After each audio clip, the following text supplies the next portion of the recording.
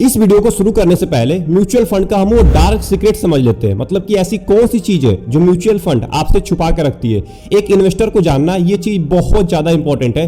चलिए समझते हैं कि आखिर में ये चीज है कौन सी। यहाँ पे मैंने ओपन किया है सेबी का TER चार्ट, मतलब कि टोटल एक्सपेंस रेशियो चार्ट। अब इसके बेसिस पे जो फंड होते हैं ना, मतलब म्यूचुअल फंड होते हैं, वो आपसे एक्सपेंस रेशियो चार्ज करते हैं। अब देखिए किसी भी फंड का AUM 500 करोड़ है, मतलब कि पहला 500 करोड़ है, तो वो आपसे 2.25% यानी कि मैक्सिमम आपसे एक्सपेंस रेशियो चार्ज कर सकता है। जो भी यहाँ पे आप एक्सपेंस रेशियो देख रहे हैं ये मैक्सिमम एक्सपेंस रेशियो है, मतलब कि इससे ज्यादा वो चार्ज नहीं कर सकता है। अगर किसी भी फंड का 750 करोड़ यानी कि 500 करोड़ प्लस 250 करोड़ मतलब कि 750 करोड़ AUM है, तो आपसे 2% से ज्यादा एक्सपेंस रेशियो चार्ज नहीं कर सकता है। और डेट फंड में 1.75% से ज्यादा।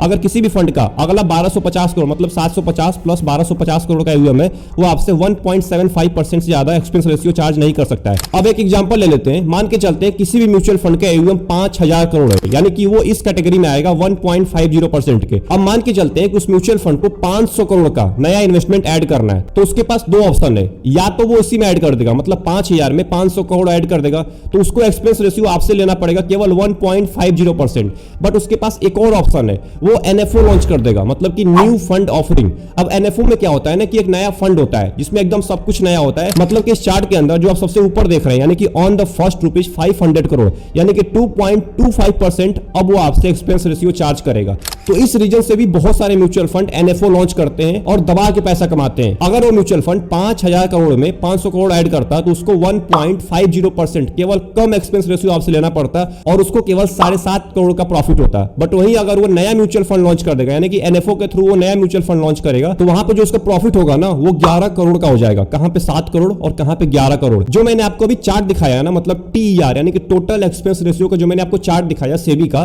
उतना एक्सपेंस रेशियो बहुत कम म्यूचुअल फंड चार्ज करते हैं। मतलब हाई एक्सपेंस रेशियो सारे म्यूचुअल फंड चार्ज नहीं करते हैं, बहुत कम म्यूचुअल फंड चार्ज करते हैं। बट क्या होता है ना कि जब हाई नहीं चार्ज कर पाते तो वो एक नया म्यूचुअल फंड लॉन्च कर देते हैं जिसका नाम होता है NFO, न्यू फंड ऑफरिंग। जैसे कि एक नई कंपनी अपना IPO लेके आती है स्टॉक मार्केट के अंदर, वैसे म्यूचुअल फंड एक नया म्यूचुअल फंड NFO लेके आता है, यानी कि न्यू फंड ऑफरिंग। इसमें क्या होता है कि बस वही नया म्यूचुअल फंड होता है, उसका डेटा वोटा कुछ नहीं पता होता है किसी को। वो नया आ जाता है, हाँ वो फेमस होता है, उसका बहुत ज्यादा एडवर्टाइजमेंट कराया जाएगा। मतलब इतना एडवर्टाइजमेंट होगा कि ऐसा उसको दिखाया जाएगा कि वो म्यूचुअल फंड सबसे अच्छा है और इस म्यूचुअल फंड में सबको पैसा इन्वेस्ट करना चाहिए। आप जिसके जबान पे देखेंगे उसी म्यूचुअल फंड का नाम होगा, क्योंकि उसके अंदर पैसा भरा जा रहा है। जब तक वो पैसा भरा नहीं जाएगा तब तक वो म्यूचुअल फंड चलेगा नहीं। और हमारे में से बहुत सारे ऐसे लोग होते हैं जो NFO के अंदर पैसा इन्वेस्ट करते हैं। 50 से 60 म्यूचुअल फंड लेके रखे होते हैं अपने पोर्टफोलियो के अंदर, जिसमें बहुत सारे NFOs होते हैं। मतलब कि एक नया म्यूचुअल फंड आया, उसमें 500 रुपए से इन्वेस्टिंग स्टार्ट कर दिया, 1000 रुपए से इन्वेस्टिंग स्टार्ट कर दिया, कोई फर्क नहीं पड़ने वाला है, कोई फायदा नहीं होने वाला है। अब देखिए ये आपकी भी गलती नहीं है, इसको हम सिंड्रोम बोलते हैं, मतलब कि शाइनी ऑब्जेक्ट सिंड्रोम। अब इस सिंड्रोम का मतलब क्या हुआ इसको समझ लेते हैं। कोई भी हम नई चीज देखते हैं, कहीं भी कुछ भी नया चीज देखते हैं, तो हमारे माइंड में एक जिज्ञासा आती है कि हम इसको खरीद लें या इसको हम पा लें। जब तक हम उसको पाते नहीं है तब तक हमारे माइंड में एक ना अंदर संकोच चलता रहता है। वैसे ही क्या होता है ना कि NFO के अंदर जब नया NFO आता है और वो म्यूचुअल फंड सबसे अच्छा है, मतलब अच्छा म्यूचुअल फंड है जो सबसे अच्छा परफॉर्मेंस दे रहा है, और उसका अगर NFO आ गया तब तो आपके माइंड में तो एक चीज रहेगी कि यार ये म्यूचुअल फंड ना अच्छा परफॉर्मेंस दे रहा है, तो इसका जो NFO आया है ना ये उससे भी अच्छा परफॉर्मेंस देगा, तो लोग उसके अंदर पैसा इन्वेस्ट करते हैं। चलिए इस पूरे वीडियो के अंदर हम ये समझते हैं कि आखिर में वो कौन से 7 पॉइंट है जिनको आपको ध्यान देना चाहिए NFO में इन्वेस्ट करने से पहले, नहीं तो आपके पैसे बर्बाद होने ही होने हैं। सबसे पहला रीजन है कि आपको क्यों NFO के अंदर पैसा नहीं इन्वेस्ट करना चाहिए, उसका नाम है लिमिटेड ट्रैक रिकॉर्ड। मतलब कि इसमें ट्रैक रिकॉर्ड बिल्कुल नहीं होता है। अगर कोई भी आप NFO उठा के देख लीजिए, अभी 3-4 दिन पहले 2-3 नए NFOs आए हैं, आप जाके देख सकते हैं, मैं नाम नहीं बताऊंगा, बहुत सारे NFO आए हैं अभी। उस NFO को आप एक बार गौर करिएगा, उसमें आपको कभी भी हिस्टोरिकल परफॉर्मेंस नहीं दिखाया जाएगा। जब उसमें पैसे भर दिए जाएंगे अच्छे तरीके से, तब वो आपको AUM, अपना ट्रैक रिकॉर्ड, अपना एक्सपेंस रेशियो, ये सारी चीजें वो दिखाना स्टार्ट करेगा। तब तक वो फंड अपना ट्रैक रिकॉर्ड दिखाना आपको पसंद नहीं करते हैं, क्योंकि अगर आप देख लेंगे तो आप उसमें इन्वेस्ट नहीं करेंगे। दूसरा रीजन है higher risk compare to mutual fund. मतलब कि जो पहले के म्यूचुअल फंड है उसी कैटेगरी के अंदर बहुत सारे जो पुराने म्यूचुअल फंड है उनके कंपेयर में ये ज्यादा रिस्की होता है, क्योंकि ये अंडर परफॉर्मेंस भी दे सकता है, क्योंकि अपने बेंचमार्क इंडेक्स को बीट भी नहीं कर पाएगा। दूसरी चीज ये बंद भी हो सकता है, मतलब कि अगर इसमें पैसे अच्छे से नहीं भरे गए तो ये बंद भी हो सकता है आगे चल के। इसीलिए NFO से बच के रहना चाहिए, क्योंकि इसमें रिस्क बहुत ज्यादा हाई होता है कंपेयर टू पुराने म्यूचुअल फंड जो कि बहुत पहले से काम कर रहे हैं। तीसरा रीजन है हाई एक्सपेंसेस। आपको यहाँ पे एक्सपेंस ज्यादा पे करना पड़ सकता है, चार्जेस बहुत ज्यादा पे करने पड़ सकते हैं compare to old mutual fund, जो पुराने म्यूचुअल फंड है।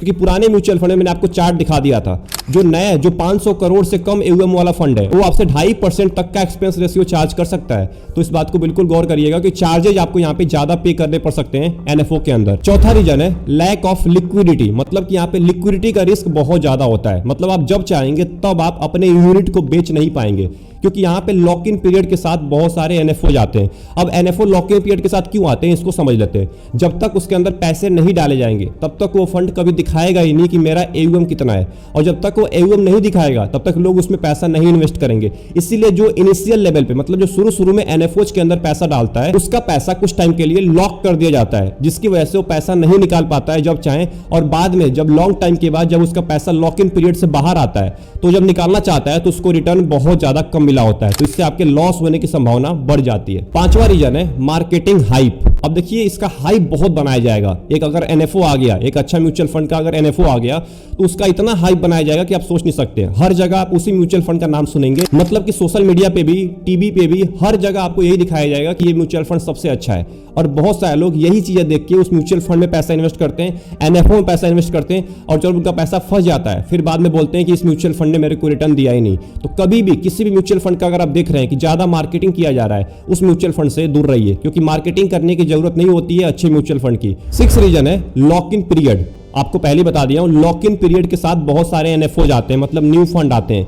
अब क्या होता है ना, लॉक इन पीरियड से क्या फायदा होता है इनको, कि लॉक इन पीरियड में आपका पैसा पहले इकट्ठा कर लेंगे। बहुत सारे लोगों से पैसा इन्होंने इकट्ठा किया और इकट्ठा करके अपने पास जमा कर लेंगे और उसको बोल देंगे कि ये लॉक हो चुका है कुछ टाइम के लिए, और जब ये लॉक इन पीरियड हटाएंगे तब तक आपका लॉस हो चुका होगा, क्योंकि म्यूचुअल फंड अच्छा परफॉर्मेंस दे ही नहीं पाते हैं, क्योंकि ये ज्यादा फोकस करते हैं पैसे इकट्ठा करने में, ना कि रिटर्न देने में। एंड जो आखिरी रीजन है उसका नाम है हिडन कॉस्ट। अब शुरू में कोई भी इन्वेस्टर अगर एनएफओ के अंदर पैसा इन्वेस्ट करता है तो उनको इन हिडन कॉस्ट के बारे में बिल्कुल ही पता नहीं होता है, जैसे कि ट्रांजैक्शन कॉस्ट हो गया, हिडन फीस हो गया। इन चीजों के बारे में बहुत ही कम इन्वेस्टर को पता होता है। अब इस रीजन से बहुत सारे इन्वेस्टर ज्यादा फीस पे करते हैं लॉन्ग टर्म में, क्योंकि उनको पहले ही पता ही नहीं होता है कि ये म्यूचुअल फंड मेरे से कितना एक्सपेंस रेशियो चार्ज करेगा, कितना फीस चार्ज करेगा, ये उनको बाद में चल के पता चलता है। तो इन 7 रीजन की वजह से मैं आपको बिल्कुल बोलूंगा कि आप एनएफओ को अभी के टाइम पे आप इग्नोर करिए, क्योंकि एनएफओ में इन्वेस्ट करने का कोई फायदा नहीं है, उल्टा आपका ज्यादा एक्सपेंस रेशियो ही लगता है। क्योंकि मैंने आपको चार्ट के ऊपर दिखाया था, जितना कम एयूएम होगा कंपनी का वो आपसे उतना ज्यादा एक्सपेंस रेशियो ले सकती है। और एक बात का जरूर ध्यान दीजिएगा,